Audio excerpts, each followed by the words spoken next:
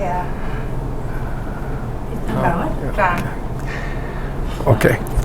John chapter 1, verse 6. Wise, very wise. There was a man sent from God whose name was John. This John was not just any man, for he had been sent from God, apostelmenos paratheou. Now look at that Greek word, apostelmenos. What word do we see there that's very important to our church's tradition? Apostolic. Very good, Danny. Very good. Look at that word, apostelmenos. It's related to the word apostle, meaning a change agent, an emissary, sent forth, literally a representative of some change agency that sends you forth to effect a change, an innovation. That John the Dunker was sent from God, that's a very important claim. Nobody else in the Johannine story, not even the beloved disciple, no one else except for Jesus himself is said to have been sent from God, apostelmenos paratheou. That's a big claim. According to Johannine theology, according to the way of thinking about God that the Johannine Jesus group had, John the Dunker was part of the divine plan. John chapter 1, verses 6 to 7. There was a man sent from God whose name was Johannine. He came for testimony, to bear witness to the light, that all might believe through him.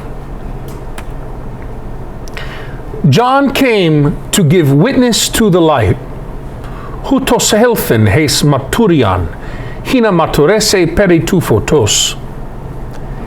So that others might come to believe, hina pantes pistiusosin, by means of the life-giving presence of the light.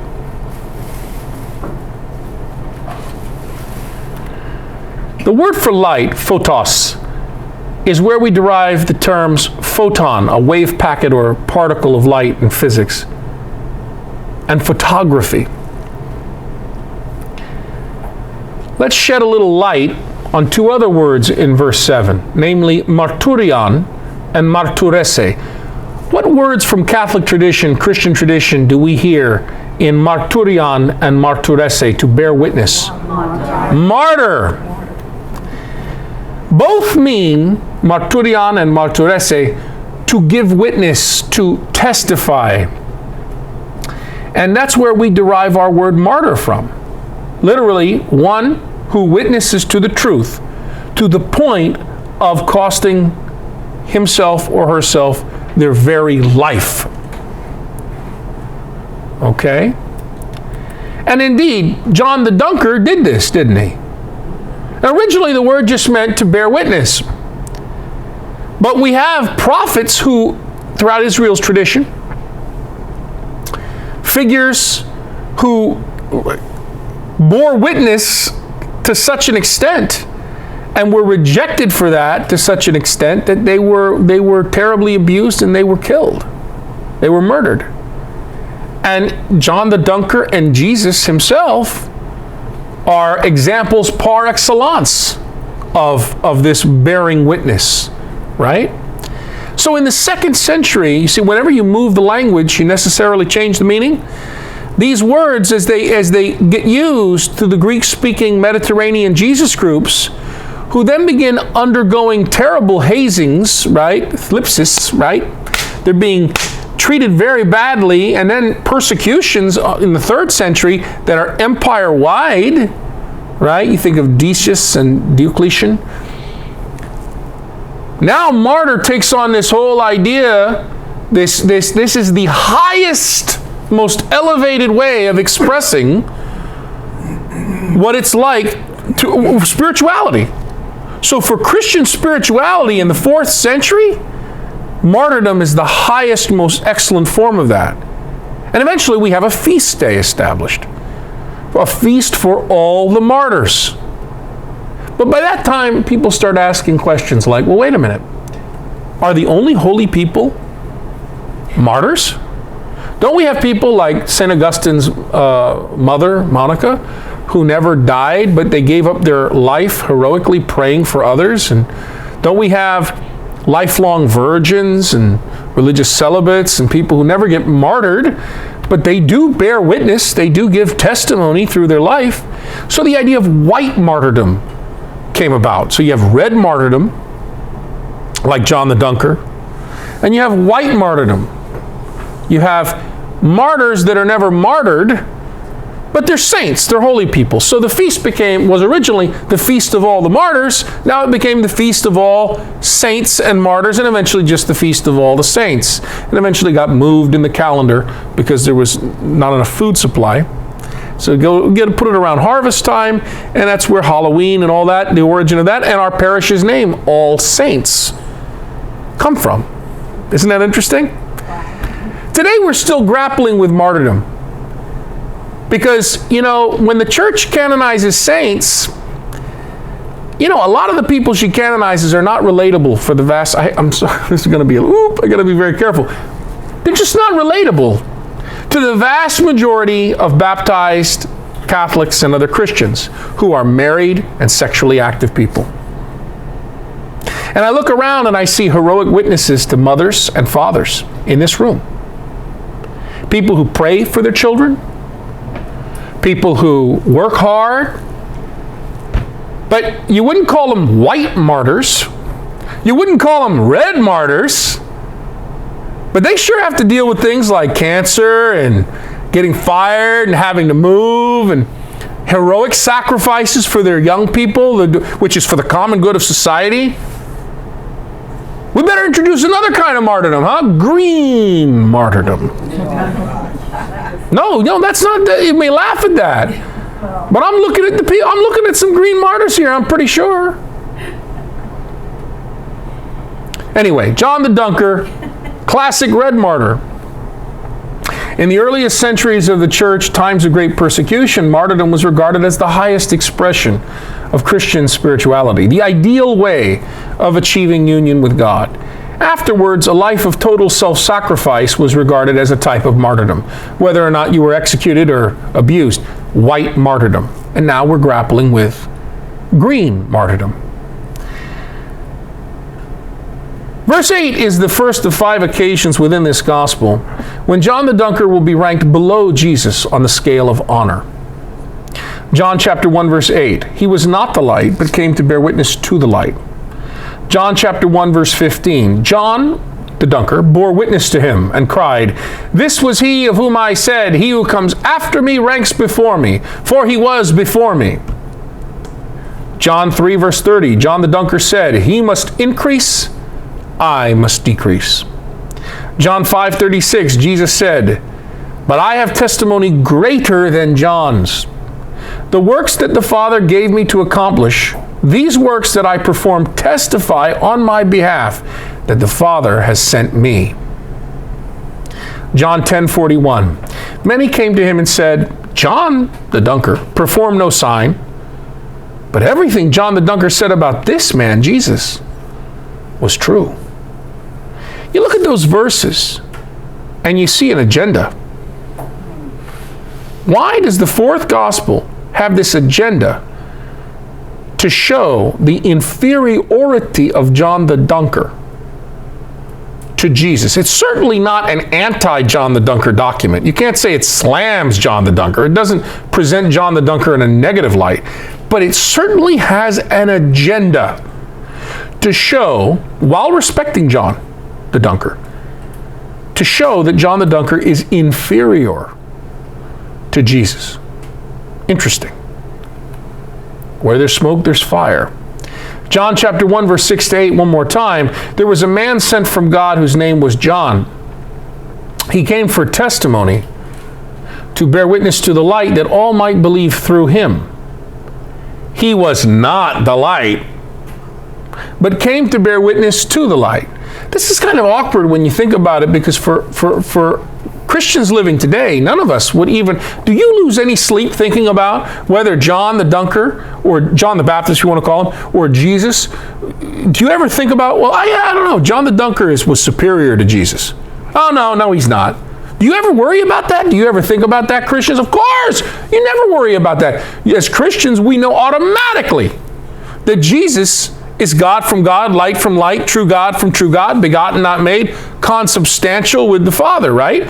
So obviously that makes him infinitely greater than even the greatest martyr, correct? Yeah. Yes? Yes. So you don't have any problem comparing John and Jesus. It doesn't even cross your mind. So then when you really begin to examine this passage, it's strange to you, isn't it? It certainly crossed the minds of people in the first century, my friends. Otherwise, why would he write this in the text and have to remind people 5 times? You get the point of what I'm trying to make here? Mm-hmm. He's trying to show us the There way. were still followers of John the Dunker. Here we go, Danny. Exactly. So there's a problem. There's an issue that the author feels he has to address.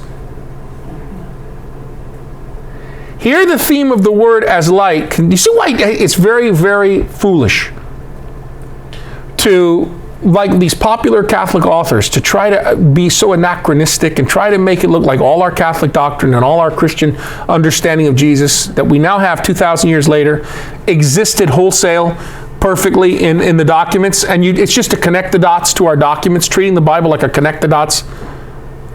Scott Hahn, right? You see how dangerous this is, okay? You begin to explore it and you go, well, if that's the case, why would he have to write all that stuff about how John the Dunker is inferior? Hey, remember, he's inferior. He has to decrease. Jesus has to increase. I mean, for us, we would never write that. If we were writing a gospel about Jesus, oh my God, we would write it like Superman, Action Comics, first of all. We'd never, John the Dunker is just there in the background like clap. if we mention him at all.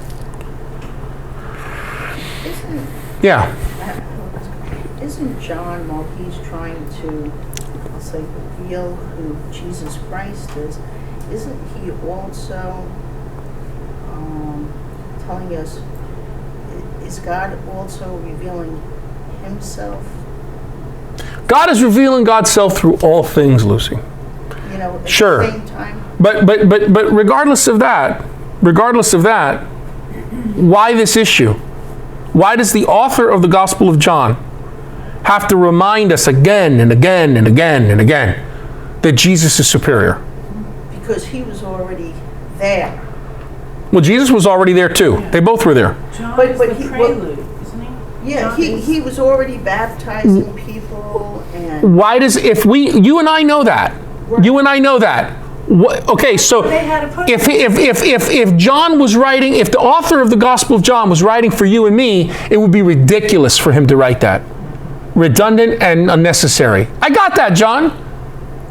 But he doesn't think that's ridiculous. He mentions it again and again and again. Well, Jesus is superior. Jesus is superior. Jesus is superior. He's got like out on I-95. He's got little billboards. By the way, don't forget, Jesus is superior to John the Dunker. John the Dunker's nice and great, but hey, let's not get carried away. Jesus is superior. That would be redundant and ridiculous and unnecessary waste of money if he's going to spend that time for us. Why does he have to keep reiterating that for his community? Jesus was a disciple of John, right? John. Oh boy. Jesus was the disciple of John. He was actually, John was a teacher to him. You mean historically? They lived in the I got news for you. It's very reasonable. Very reasonable.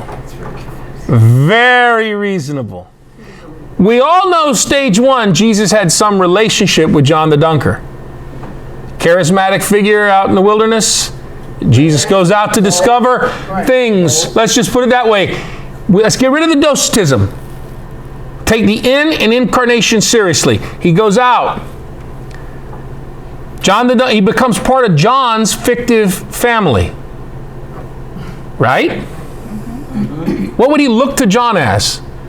Do you think John would come to, oh, hey, that's Jesus. That's the Messiah. Is that stage 1 or 2 or 3 in gospel development? 3. I would say 3. Yeah, I would say 3 too. That's right. Does that make it untrue? No, it doesn't make it untrue. Jesus and John the Dunker have an alternate state of consciousness experience out together. That gets remembered by the communities, doesn't it? The dove coming down, right? The Spirit falling from sky vault like a dove. Yeah, I'm not saying that didn't happen, but how it was interpreted, umpire number 3, by the authors of the Gospels, you'll notice if you go from Mark all the way to John, John the Dunker gets lesser and lesser and lesser and lesser important. You know what that shows us? My God, if they had written 20 Gospels, by the time you get to the 20th Gospel, you wouldn't even mention John the Dunker. Do you think maybe people saw John as God? No, but they saw him possibly, maybe he was the true witness. Maybe he was the true prophet. Maybe he was the figure. Maybe John the Dunker had a larger movement than Jesus. That's what I meant. That's what I meant. In the first century, Yes, 'cause he was- could it be that John the Dunker had a larger movement that later on died out? No. Whatever the reason, the author of the 4th Gospel, right, he's got an issue that we no longer have. He also gave people a powerful experience when he baptized them in their lives. Right, he dunked them. Inner life. He dunked them, right. And by the way, I want to say dunk, okay, even though the Greek word is that. I want to say dunked. And I'll go into that more when we get into chapter 119 to 51. But let's continue. So, the theme of word as light continues from verses 4b to 5. The life was the light of humankind. The light shines in the darkness, and the darkness has not overcome it. Verse 8 makes things clear. John chapter 1, verse 8. John the Dunker, he was not the light, but came to bear witness to the light. There must be no confusion. Although John came to bear witness to the light, al hina matrese peritou photos, John the Dunker was not the light. Huk ein ekainos tophos. The Johannine Jesus group is adamant on the subject, ladies and gentlemen. No matter how great John the Dunker historically was, no matter how awesome his sacrifice was, he was not the light. Question: why did this Jesus group, this anti-society, the Johannine Jesus group, and the author of the 4th Gospel feel that it was necessary to stress this point so much? They felt John had a more important station in life than Jesus. Some people, what were we going to say, Joe? I was going to say that maybe John was so popular that most of the people believed he was the light, but John is in 2 pieces now, so we got to put it on somebody else. Well, I don't know about the end of that, but you got a lot of that's pretty good, Joe. He had followed. There were people that had followers and still thinking of him. Maybe he was the first one, and maybe they remembered that wasn't Jesus this village artisan who shamefully left his village and went to go follow him first? Maybe he's an upstart. It's only after John the Dunker dies that Jesus gets his movement going. Stressing the importance of the resurrection. Many scholars believe that these clumsy additions, verses 6 through 8, to the Christological hymn of John chapter 1, verses 1 to 18, were added to stress the superiority of Jesus over John the Dunker, because within the Johannine Jesus group, there may have been a strong Dunker cult. Either saying he's equal to, or even perhaps better than. Remember, in the Mediterranean world, older is better. Not like our world, younger, newer, better. In their world, older is better. The closer, because all the goods of creation were given at the beginning. And Adam would have been the greatest human. And then every generation after Adam gets lesser and lesser quality as we go down the line. So with that way of thinking, John the Dunker was before Jesus. Notice what it has to say. Later on, we're going to read, right? Even though he came after me, he was before me. Interesting. As we're going to see, the fourth gospel presents the dunker very differently than the synoptic gospels, Mark, Matthew, and Luke do. John is never presented in the fourth gospel as a messianic forerunner. His only function is as witness to Jesus. Nevertheless, the appearance of this character in verses 6 through 8 opens the second section of the prologue, John chapter 1, verses 1 to 18, by describing the Word as the light, the one through whom people can come to life-giving faith. Let's take a break.